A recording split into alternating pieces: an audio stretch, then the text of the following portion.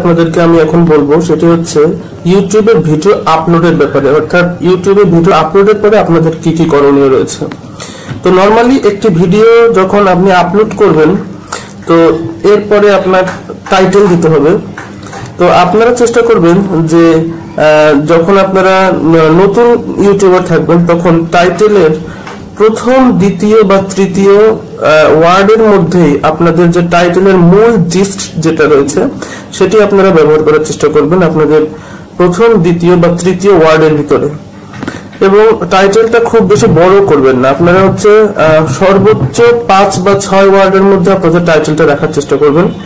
তো এটি হচ্ছে টাইটেলের ব্যাপারটা গেল। বা টাইটেলের পরে যেটি আসছে সেটি হচ্ছে ডেসক্রিপশন। তো একটি ভিডিও ডেসক্রিপশনে আপনারা কি কি দিবেন সেটি আমি আপনাদেরকে এখন বলবো।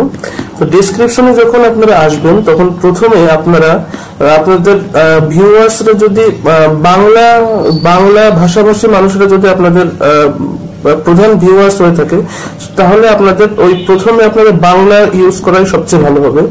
আর যদি ইংরেজি দর্শকেরা আপনাদের প্রধান টার্গেট হয় বা ইংরেজিরাও আপনাদের টার্গেট হয় তাহলে আপনাদের ইংলিশে দেওয়াই ভালো।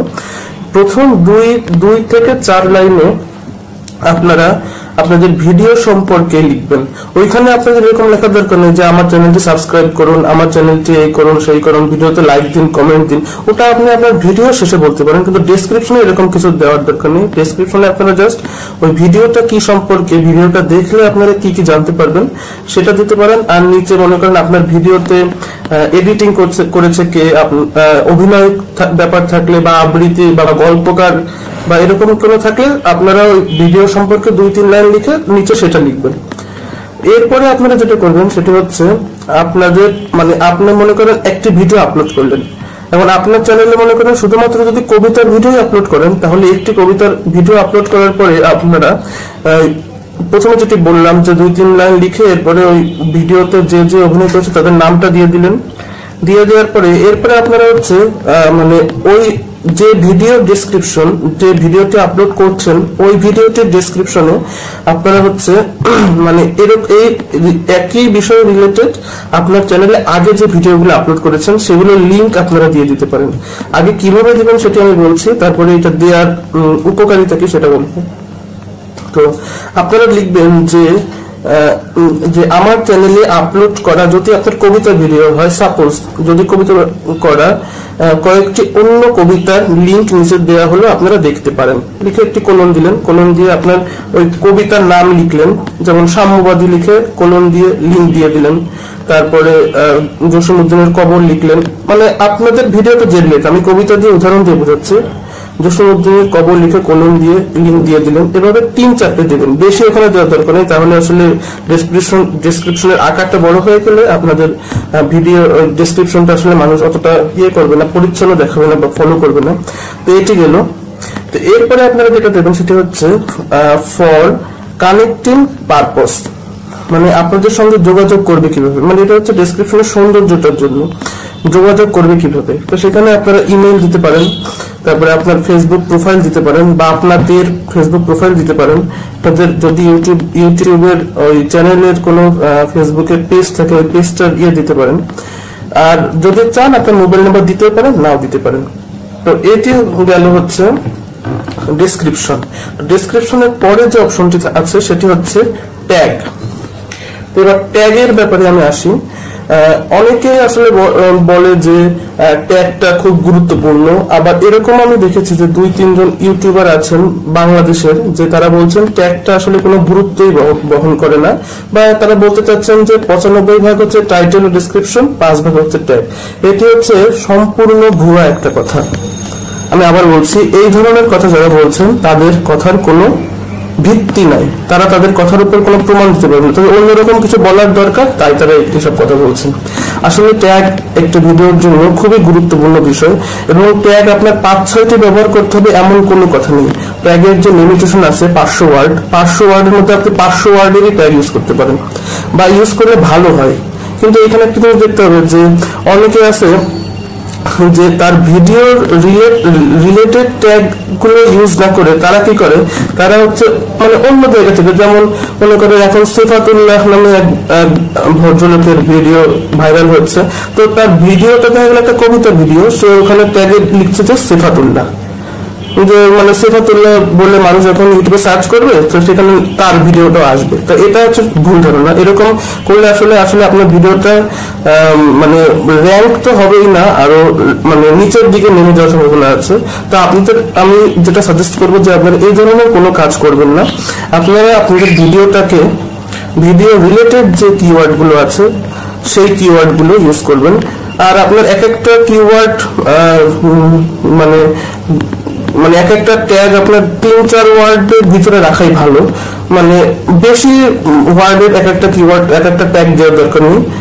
3-4টা ইয়ে করে আপনি যতগুলো দিতে পারেন। আর এটি করার জন্য আপনাদেরকে একটা ওয়েবসাইটের কথা বলতে পারি। সেটি হচ্ছে ওয়েবসাইটের কথা না বলি, আমি বলি যে আপনারা জাস্ট আপনার গুগলে সার্চ দিবেন যে ফাইন্ড ট্যাগস ফর ইউটিউব, তখন দেখবেন আপনাদের ওখানে বিভিন্ন ওয়েবসাইট চলে আসবে। তো এখান থেকে আপনারা যে কোনো একটা ওয়েবসাইটে ঢুকে আপনারা দেখবেন যে ওখানে একটা বক্স থাকে যে আপনারা কি কিওয়ার্ডের উপরে ট্যাগ খুঁজছেন। ওখানে আপনারা যদি কিওয়ার্ডটা লিখে যদি ফাইন্ড ট্যাগস এ ক্লিক করেন তখন অনেকগুলোই আপনাদের আসবে, ট্যাগ আসবে। যে বাংলা সার্চ করলে বাংলা আসবে, ইংরেজি সার্চ করলে ইংরেজি আসবে। ওখান থেকে আপনারা ট্যাগ নিয়ে আপনাদের ভিডিওতে ব্যবহার করতে পারেন। আমি আবার বলছি যে 500টি শব্দ, যেটি ইউটিউবের লিমিটেশন, আপনি 500টি শব্দের ট্যাগ ইউজ করলেও আপনার চ্যানেলের কোনো সমস্যা নেই। ট্যাগের বিষয়টি গেল। এবার হচ্ছে এটা হচ্ছে ইনফোর বিষয়টা দিলাম। ইনফোতে আরেকটা ব্যাপার আছে, সেটি হচ্ছে আপনার ওই যে প্লেলিস্ট। আপনাদের চ্যানেলে যদি প্লেলিস্ট ক্রিয়েট করা থাকে তাহলে মানে আপনি যে ভিডিওটা আপলোড করছেন ওইটার যে প্লেলিস্টে পড়ে আপনারা অবশ্যই প্লেলিস্ট দিয়ে দেবেন। এই প্লেলিস্টে কি হবে, আপনার এই একটা ভিডিও র্যাঙ্ক করলে আপনার অন্য ভিডিওগুলো তাতে প্রভাব পড়বে। ধরুন আপনার একটি ভিডিও র্যাঙ্ক করলো, তখন ওই ভিডিওটি কিন্তু অনেকে ভিউ করছে এবং তাদের হোম পেজে আপনার ওই ভিডিওর প্লেলিস্টে অন্য যে ভিডিওগুলো রয়েছে সেগুলো তাদের হোম পেজে শো করতে শুরু করবে। সুতরাং প্লেলিস্ট একটি অত্যন্ত গুরুত্বপূর্ণ বিষয় ইউটিউবিং এর ক্ষেত্রে। আচ্ছা, এবার হচ্ছে আপনার ওই ইনফোটা গেল। এবার হচ্ছে আপনার অ্যাডভান্স অপশনের ব্যাপারটি আমি বলছি। ওখানে হচ্ছে আপনার হচ্ছে মাত্র দুটো কাজ। একটা হচ্ছে আপনার ভিডিওর ধরনটা নির্ধারণ করে দেওয়া। আপনার যদি এডুকেশন হয় আপনি এডুকেশন দেবেন। আপনি দেখবেন যে ডান পাশের একদম উপরে ওই অপশনগুলো থাকে যে আপনার ভিডিওটি কোন রিলেটেড। ওখানে এডুকেশন আছে, পিপল এন্ড ব্লগস আছে, ট্রাভেল আছে, মিউজিক আছে। আপনার ভিডিওটা যে রিলেটেড ওইটা আপনি আপনার ওইখানে সিলেক্ট করে দেবেন। এটা অত্যন্ত গুরুত্বপূর্ণ আপনার ভিডিওর র্যাঙ্কিং এর ক্ষেত্রে। আর আরেকটি কাজ আছে, সেটা হচ্ছে আপনার এখানে দেখবেন একটা ডেট আছে। ওই ডেটের জায়গায় আপনারা সবসময় টুডে ইউজ করবেন। মানে আপনি এটা আসলে আপনি আপনার ভিডিওটি কবে তৈরি করেছেন, কবে আপলোড করেছেন সেটা কিন্তু ইউটিউবের জানার কোনো ইয়ে নেই। আর আপনি যদি এখানে টুডে ইউজ করেন তাহলে আপনার ওই ভিডিওটা র্যাঙ্ক করার জন্য ভালো। যে আপনি যখনই ভিডিওটি ধারণ করেছেন তখন আপনি মানে সেই দিনই আপনি ভিডিওটি ইউটিউবে আপলোড করছেন। তো ওইখানে সবসময় টুডে ইউজ করার চেষ্টা করবেন, টুডে ইউজ করলে ভালো। আরেকটি হচ্ছে আপনি কার্ডস ইউজ করা। আপনার ভিডিওতে আপনারা অবশ্যই অন্তত 3টা কার্ডস ইউজ করবেন। যদি আপনার ভিডিওটা 3 থেকে 4 মিনিট হয় বা তার বেশি হয় তাহলে 3টা কার্ড ইউজ করবেন। তার থেকে ছোট হলে 2টা ইউজ করতে পারেন। আচ্ছা, আর কার্ডগুলো সবসময় আপনি একদম ভিডিওর প্রথমেই দেওয়ার চেষ্টা করবেন না। অন্তত প্রথম থেকে 15 সেকেন্ড পরে একটি ইউজ করলেন, আবার ওই 15 থেকে হয়তো 1 মিনিটের সময় বা 1.5 মিনিটের সময় একটি ইউজ করলেন। মানে যদি 3-4 মিনিটের ভিডিও হয়, বেশি হলে আপনারা তো তাহলে আরো গ্যাপ দিবেন মাঝখানে। তারপরে 1.5 মিনিটে, তারপরে হচ্ছে আপনি হয়তো যদি 4 মিনিটের হয় তাহলে 2 মিনিট 50 সেকেন্ড বা 3 মিনিট এই সময় আরেকটি ইউজ করলেন। এভাবে আপনারা কার্ড ইউজ করবেন। আর আরেকটা হচ্ছে যে এনিটেশন। এই এনিটেশনটা হচ্ছে কি, যে আপনার ওই ভিডিওটা যেটা থাকবে ওইটার শেষে যে আপনার যে একটা বক্সে যে আপনার অন্য ভিডিওর সাজেশন শো করানো, তো ওইটা আপনারা যেভাবে করবেন, আপনারা ওই যে এখানে দেখবেন টেম্পল একটা সিস্টেম আছে, ওই টেম্পল সিস্টেমে আপনারা দিবেন এবং আপনারা একটি ভিডিও দিবেন এবং আপনারা যে সাবস্ক্রাইবের যে গোল এটা ওইটা একটা দেবেন। অনেকে কি করে যে 4টা ভিডিও যেহেতু দেওয়া যায়, ওই ভিডিও শেষে 4টা ছোট ছোট করে 4টাই মানে দুইটা উপরে 2টা নিচে 2টা দিয়ে দেয়। এতে করে কি হয়, আপনার ওই ভিডিওটা কি রিলেটেড, ওই ভিডিওর টাইটেল কি, থাম্বনেইল কেমন, ওটা দেখার কোনো সুযোগ থাকে না। সুতরাং যারা ভিউয়ার্স আছে তাদের ওইটা সম্পর্কে কোনো মানে তারা দেখেই না, জাস্ট ইগনোর করে চলে যায়। কিন্তু আপনি যদি একটি ভিডিও বড় করে ইউজ করেন, মানে আপনার ওই ভিডিও রিলেটেড একটি বড় যেটা সবচেয়ে আপনার ভালো লাগে ওই ভিডিওটা আপনি করলেন, তাহলে আপনার ভিতরের থাম্বনেইলটা বা আপনার থাম্বনেইলের লেখাটা টাইটেলটা বোঝা গেল। আর আপনারা হচ্ছে ওই যে গোল যে সাবস্ক্রাইবের অপশনটা ওইটা ইউজ করবেন। আমি আপনাদেরকে অ্যাসিওর করতে পারি যে ওই সাবস্ক্রাইবের অপশনটা যদি আপনারা ব্যবহার করেন, তাহলে আপনাদের চ্যানেল অন্তত মানে আপনার ওই ভিডিওটা যদি 1000টা ভিউ হয়, আপনারা অন্তত 50 থেকে 60টা সাবস্ক্রাইবার শুধুমাত্র ওই গোল থেকেই পাবেন। কারণ অনেকেই আছে যে মানে আমি তাদেরকে ছোট করছি না, আসলে গ্রামের ইউটিউব মানে যারা গ্রাম থেকে ইউটিউব দেখে বা যারা বোঝে না সেই জিনিসটা, তারা করে কি ওই গোলটার ওইখানে ক্লিক করে, ওইখানে সাবস্ক্রাইবটা আসে লাল রঙের, ওইটা ক্লিক করে দেয়। কিন্তু এই যে চ্যানেলে গিয়ে যে সাবস্ক্রাইব করতে হয় ওইটা তারা আসলে বোঝে না বা বুঝতে চায় না। তো আপনারা সবসময় একটি ভিডিও ইউজ করবেন এখানে, আর একটি হচ্ছে সাবস্ক্রাইবারের যে ইয়েটা আছে ওইটা ইউজ করবেন। তো আর এভাবেই আরেকটি ব্যাপার হচ্ছে আপনারা ইনফোর ভিতরে যে ডেসক্রিপশন, ওখানে আপনারা ট্যাগ, এই যে নতুন একটা আসছে ট্যাগ, এটা আপনারা ইউজ করতে পারেন। তবে 2টি ট্যাগ ইউজ করবেন।